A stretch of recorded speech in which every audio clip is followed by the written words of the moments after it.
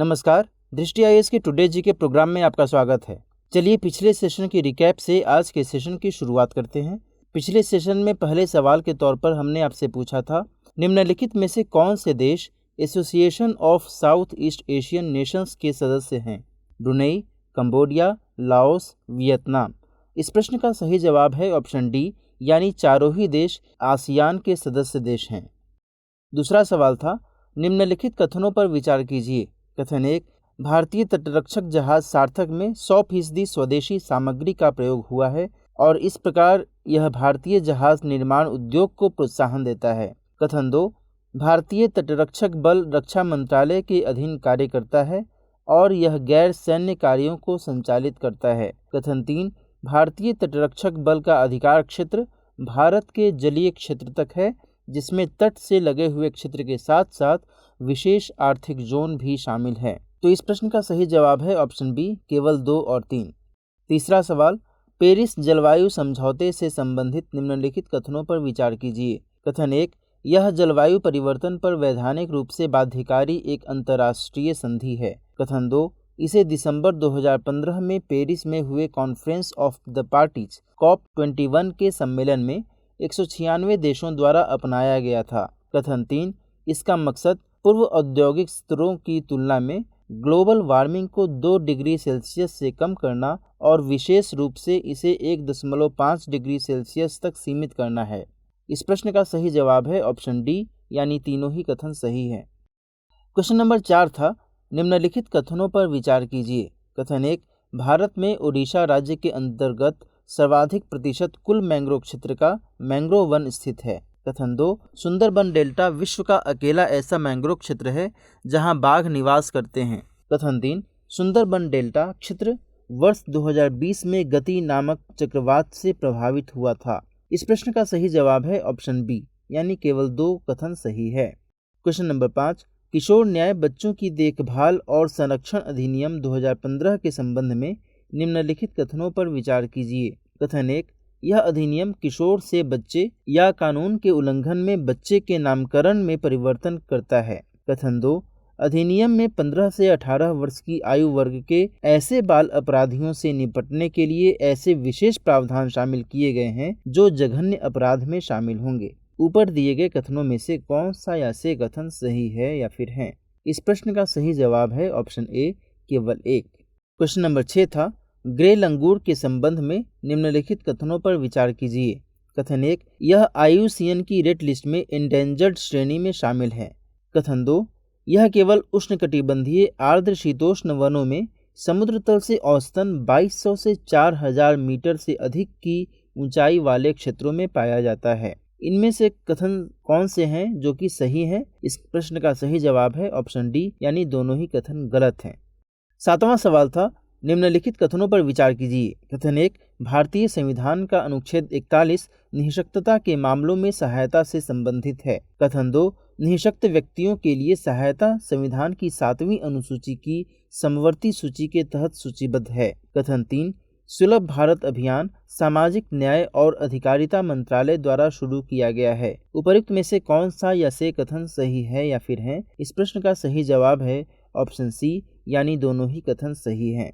8वां सवाल था, green day ahead market के संबंध में निम्नलिखित कथनों पर विचार कीजिए। कथन 1, इसके तहत कोई नवीकरणीय ऊर्जा का उत्पादन करने वाली कंपनी एक्सचेंज पर नवीकरणीय ऊर्जा की स्थापना और बिक्री कर सकती है। कथन 2, भारत विशेष रूप से नवीकरणीय ऊर्जा के लिए GDAM लागू करने वाला दुनिया का एकमात्र बड़ा इलेक्ट्रिसिटी मार्केट है। उपर्युक्त में से कौन सा या से कथन सही है या फिर है? इस प्रश्न का सही जवाब है ऑप्शन सी, यानी दोनों ही कथन सही हैं। 9वां सवाल है, निम्नलिखित कथनों पर विचार कीजिए। कथन 1, इसे मार्श गैस कहा जाता है क्योंकि यह दलदली सतहों पर पाई जाती है। कथन 2, इसके अधूरे दहन से ब्लैक कार्बन निकलता है जिसका व्यापक रूप से ऑटोमोबाइल के टायरों में उपयोग किए जाने वाले रबर में एक प्रबलिंग एजेंट के तौर पर उपयोग किया जाता है। कथन 3, यह ग्राउंड लेवल ओजोन बनाने के लिए जिम्मेदार है। उपरोक्त कथन सबसे उपयुक्त रूप से निम्नलिखित में से किस कार्बन यौगिक का वर्णन करते हैं? इस प्रश्न का सही जवाब है ऑप्शन ए, मीथेन। और अंतिम सवाल था, निम्नलिखित कथनों पर विचार कीजिए। कथन 1, जीएसटी परिषद संविधान के अनुच्छेद 279(a) के तहत एक संवैधानिक निकाय है। कथन 2, इस संघीय निकाय की अध्यक्षता प्रधानमंत्री द्वारा की जाती है। ऊपर में से कौन से कथन सही है या फिर हैं? इस प्रश्न का सही जवाब है ऑप्शन ए, यानी केवल कथन 1 सही है। अब देखते हैं हमने आपसे जो प्रश्न पूछा था उसका उत्तर क्या होगा। सबसे पहले प्रश्न की बात कर लें। CAATSA यानी काटसा के संबंध में निम्नलिखित कथनों पर विचार कीजिए। कथन 1, यह संयुक्त राष्ट्र का एक प्रस्ताव है जो ईरान, सीरिया और उत्तर कोरिया पर प्रतिबंध लगाता है। कथन 2, यह उन देशों के खिलाफ भी प्रतिबंध लगाता है जो रक्षा और खुफिया क्षेत्रों में चीन के साथ व्यापार में शामिल हैं। ऊपर दिए गए कथनों में से कौन सा ऐसे कथन सही है या फिर हैं? इस प्रश्न का सही जवाब है दोनों ही कथन गलत हैं, यानी ऑप्शन डी इसका उत्तर है।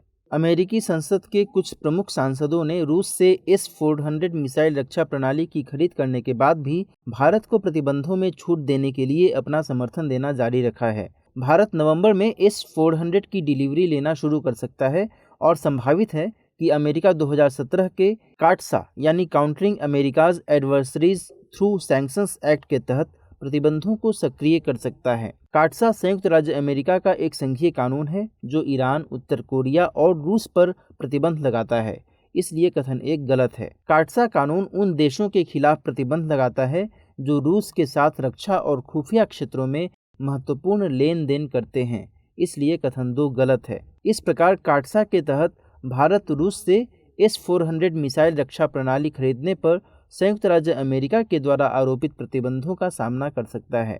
S-400 को रूस की सबसे उन्नत लंबी दूरी की सतह से हवा में मार करने वाली मिसाइल रक्षा प्रणाली के रूप में जाना जाता है। चीन पहला विदेशी खरीदार था जिसने वर्ष 2014 में S-400 मिसाइल को खरीदने के लिए समझौता किया था। तो इस तरह इस प्रश्न का सही जवाब है ऑप्शन डी, यानी दोनों ही कथन गलत हैं। हमारे वीडियो अंग्रेजी में देखने के लिए फॉलो करें हमारा ही दूसरा YouTube चैनल दृष्टि IAS इंग्लिश। आज के सेशन का पहला सवाल, G20 शिखर सम्मेलन के संदर्भ में निम्नलिखित कथनों पर विचार कीजिए। कथन 1, 2021 में होने वाला शिखर सम्मेलन जिसकी अध्यक्षता इटली कर रहा है G20 का 16वां शिखर सम्मेलन है।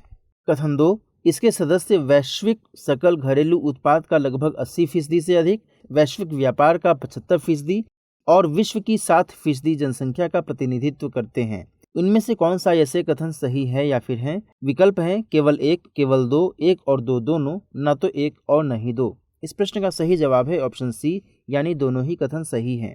हाल ही में भारत और इटली ने द्विपक्षीय साझेदारी के 2020 से 2025 एक्शन प्लान की समीक्षा की है और व्यापार एवं निवेश संबंधों को और विस्तारित करने की प्रतिबद्धता दोहराई है। प्रधानमंत्री श्री मोदी आज और कल यानी 30 और 31 अक्टूबर 2021 को 16वें G20 शिखर सम्मेलन में हिस्सा ले रहे हैं, इसलिए कथन 1 सही है। कोविड-19 महामारी को देखते हुए यह शिखर सम्मेलन महत्वपूर्ण माना जा रहा है। G20 में 19 देश और यूरोपीय यूनियन शामिल हैं। इसके सदस्य विश्व के सकल घरेलू उत्पाद का 80% से अधिक, वैश्विक व्यापार का 75% और वैश्विक जनसंख्या के 60% हिस्से का प्रतिनिधित्व करते हैं, इसलिए कथन 2 सही है। Question number 2, long range bomb के संबंध में निम्नलिखित कथनों पर विचार कीजिए। कथन 1, इसे अनुसंधान केंद्र इमारत द्वारा डिजाइन और विकसित किया गया है। कथन 2, इसका परीक्षण DRDO और भारतीय वायुसेना द्वारा संयुक्त रूप से किया गया था। ऊपर में से कौन सा ऐसे कथन सही है या फिर हैं? केवल 1, केवल 2, 1 और 2 दोनों, न तो 1 और न ही 2। इस प्रश्न का सही जवाब है ऑप्शन सी, यानी दोनों ही कथन सही हैं। DRDO और भारतीय वायुसेना ने संयुक्त रूप से एक स्वदेशी लॉन्ग रेंज बॉम्ब का सफलतापूर्वक परीक्षण किया है, अतः कथन 2 सही है। लॉन्ग रेंज बॉम्ब निर्धारित सीमाओं के भीतर सटीकता के साथ एक लंबी दूरी के भूमि आधारित लक्ष्य के लिए एक गाइडेड हथियार है। इसे लड़ाकू विमान से दागा जाता है। इसे हैदराबाद स्थित DRDO के अनुसंधान केंद्र इमारत द्वारा अन्य DRDO प्रयोगशालाओं के समन्वय से डिजाइन और विकसित किया गया है, इसलिए कथन 1 सही है। इस प्रश्न का सही जवाब है ऑप्शन सी, यानी दोनों ही कथन सही हैं। क्वेश्चन नंबर 3, भारत के कौन से राज्य में south Asian federation cross country championship 2022 का आयोजन किया जाएगा? ओडिशा, नागालैंड, हरियाणा या फिर अरुणाचल प्रदेश? इस प्रश्न का सही जवाब है option B, Nagaland. South Asian federation cross country championship का आयोजन 15 जनवरी 2022 को नागालैंड के कोहिमा में किया जाएगा। चूँकि 56वीं नेशनल क्रॉस कंट्री चैंपियनशिप का आयोजन भी नागालैंड में किया जाना है, अतः इसे south Asian federation cross country championship के साथ संयोजित कर दिया गया है, इसलिए विकल्प बी सही है। क्वेश्चन नंबर 4, विश्व युद्ध के संबंध में निम्नलिखित कथनों पर विचार कीजिए। कथन 1, पहला विश्व युद्ध आधिकारिक रूप से वर्साई की संधि पर हस्ताक्षर और ऑपरेशन बारबरोसा के साथ समाप्त हुआ। कथन 2, रिबेनट्रॉप पैक्ट का संबंध पहले विश्व युद्ध से है। ऊपर दिए गए कथनों में से कौन सा ऐसे कथन सही नहीं है या फिर हैं? केवल एक, केवल दो, एक और दो दोनों, न तो एक और न ही दो। इस प्रश्न का सही जवाब है ऑप्शन सी, दोनों ही कथन सही नहीं हैं। इटली की यात्रा के दौरान प्रधानमंत्री श्री नरेंद्र मोदी ने पहले और दूसरे विश्व युद्ध के समय इटली में लड़े भारतीय सैनिकों के स्मृति समारोह में शामिल सिख समुदाय और संस्थानों के प्रतिनिधियों सहित विभिन्न संगठनों के सदस्यों से मुलाकात और बातचीत की। 28 जून 1919 को वर्साई की संधि पर हस्ताक्षर के साथ पहला विश्व युद्ध आधिकारिक तौर पर समाप्त हो गया था। वर्साई की संधि दुनिया को एक और युद्ध में जाने से रोकने का प्रयास था। ब्रिटेन में हार का सामना करने के बाद हिटलर ने रिबेनट्रॉप पैक्ट को तोड़कर 1941 में रूस पर आक्रमण कर दिया था, इसलिए कथन 2 गलत है। ऑपरेशन बारबरोसा, जिसका मूल नाम ऑपरेशन फिट्ज था, वह द्वितीय विश्व युद्ध के दौरान सोवियत संघ द्वारा जर्मनी पर आक्रमण करने के लिए कोड वर्ड था, जिसे 22 जून 1941 को लॉन्च किया गया था, इसलिए कथन 1 गलत है। तो इस प्रकार इस प्रश्न का सही जवाब है ऑप्शन सी, 1 और 2 दोनों ही कथन सही नहीं है। 5वां सवाल, पीवी सिंधु ने बुसानन ओंग बामरुंगफान को हराकर फ्रेंच ओपन बैडमिंटन के महिला एकल वर्ग में सेमीफाइनल के लिए क्वालिफाई किया था। यह महिला खिलाड़ी किस देश से संबंधित हैं? Vietnam, Japan, Cambodia, Thailand. इस प्रश्न का सही जवाब है ऑप्शन डी, थाईलैंड। भारत की नंबर 1 शटलर पीवी सिंधु ने कल सीधे सेटों में थाईलैंड की बुसानन ओंग बामरुंगफान को हराकर फ्रेंच ओपन बैडमिंटन के महिला एकल वर्ग के सेमीफाइनल में प्रवेश किया था। हालांकि वर्ल्ड रैंकिंग में 7वें नंबर की सिंधु सेमीफाइनल मुकाबले में दुनिया की 15वें नंबर की शटलर जापान की सयाका ताकाहाशी से पराजित हो गई। तो इस प्रश्न का सही जवाब है option D, Thailand. Question number 6, Ganga उत्सव के संदर्भ में निम्नलिखित कथनों पर विचार कीजिए। कथन 1, राष्ट्रीय स्वच्छ गंगा मिशन गंगा नदी को राष्ट्रीय नदी के रूप में घोषित करने के वर्षगांठ को चिन्हित करने के लिए हर साल गंगा उत्सव मनाता है। कथन 2, 10 नवंबर 2008 को गंगा को राष्ट्रीय नदी के रूप में घोषित किया गया था। कथन 3, गंगा टास्क फोर्स के नेतृत्व में एक अभियान गंगा मशाल को दिल्ली से एक समारोह में झंडी दिखाकर रवाना किया जाएगा और यह गंगा नदी के किनारे 23 स्टेशनों से होते हुए अपनी यात्रा करेगा। ऊपर दिए गए कथनों में से कौन सा ऐसे सही है या फिर हैं? केवल एक, केवल 1 और 3, केवल 2 और 3, उपर्युक्त सभी। इस प्रश्न का सही जवाब है ऑप्शन बी, केवल 1 और 3। इस साल गंगा उत्सव 1 से 3 नवंबर 2021 तक आयोजित किया जा रहा है।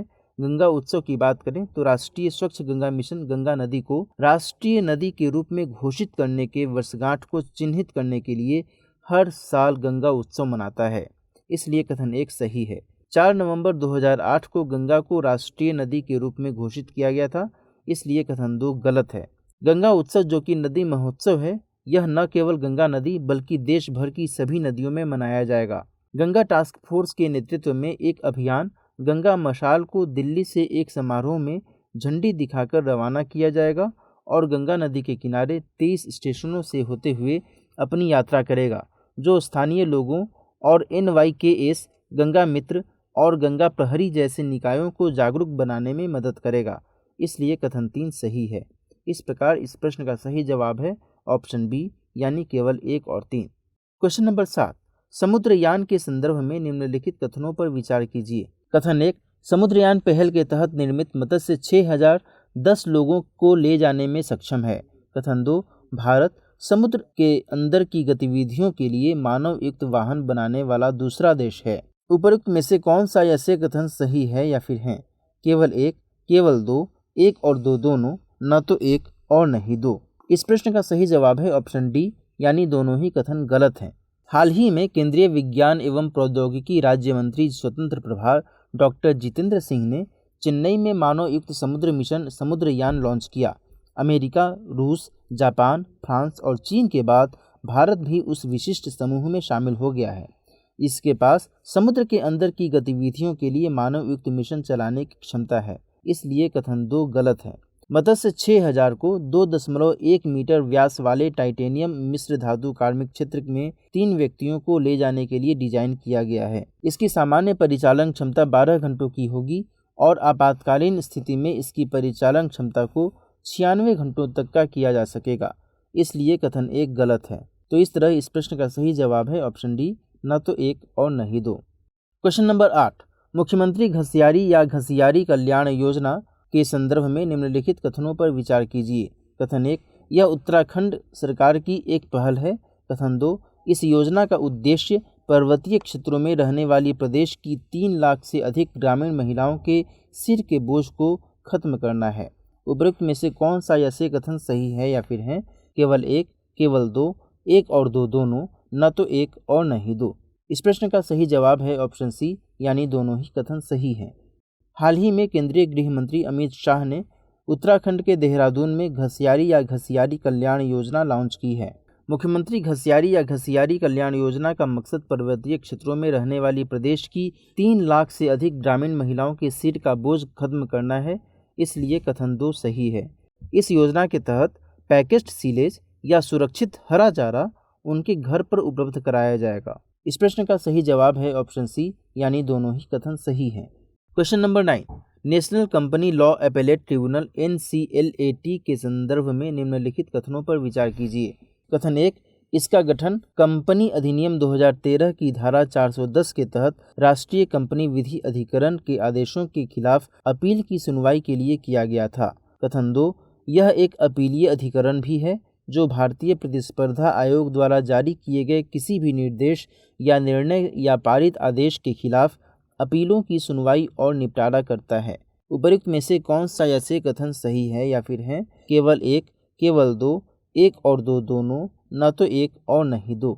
इस प्रश्न का सही जवाब है ऑप्शन सी, दोनों ही कथन सही हैं।